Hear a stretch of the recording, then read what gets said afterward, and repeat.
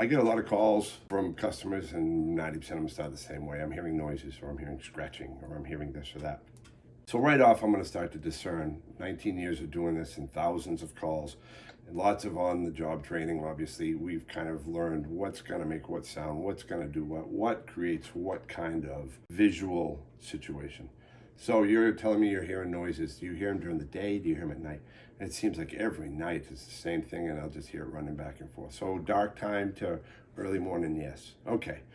So right off, I can rule out gray squirrels, because gray squirrels like you and I are out all day doing their thing through the course of the day.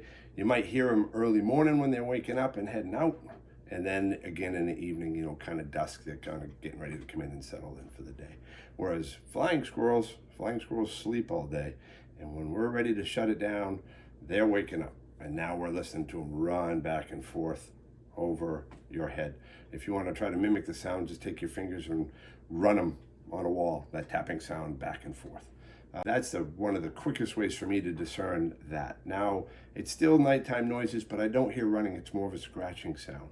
Is it always in the same spot? Well, it is, but it kind of moves kind of slow. Okay, that tells me that it's most likely going to be bats. Now I'm going to factor in what you're telling me along with the time of year. Let's say it's, June and it's 80 degrees up, and you're hearing that scratching sound. Well, what it is, if you look at a bat's wing when it's open, the end, or what would be the thumb, it looks like a hand, and the thumb has a big, long fingernail on it. It's creepy looking, I know.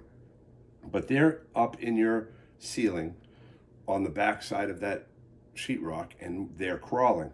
And as they crawl, those little claws on their feet and that thumbnail of which you hear scratching back and forth. So they're moving from where they are so that they can go up and then drop down and fly out of your house. And that's what they're going to do all night. Those are some of the quickest ways for me to tell sounds. Now, on the external part, when you go to look, the difference between, let's say, gray squirrels and flying squirrels.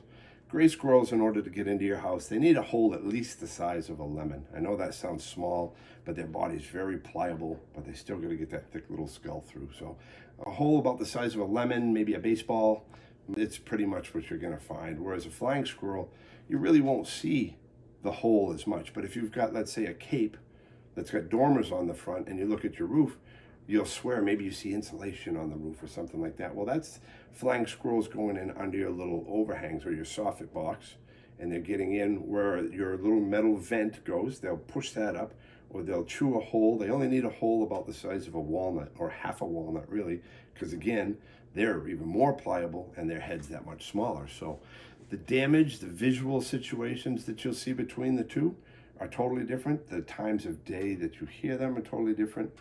The destruction's even different. With a flying squirrel, it's more minimal to the effect of the hole that they're going to chew, but flying squirrels will have staining in your soffits, or it'll start dripping out from under your siding.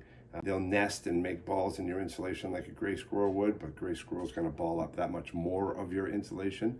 They're more apt to chew on wires and things that could be more damaging.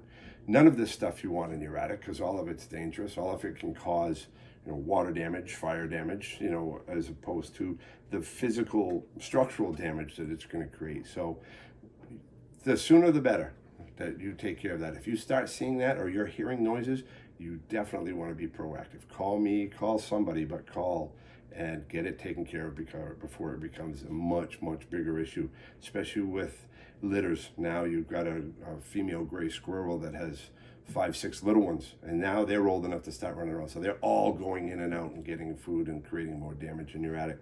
It can get out of hand really, really fast. So give us a buzz and we'll show you how to fix it.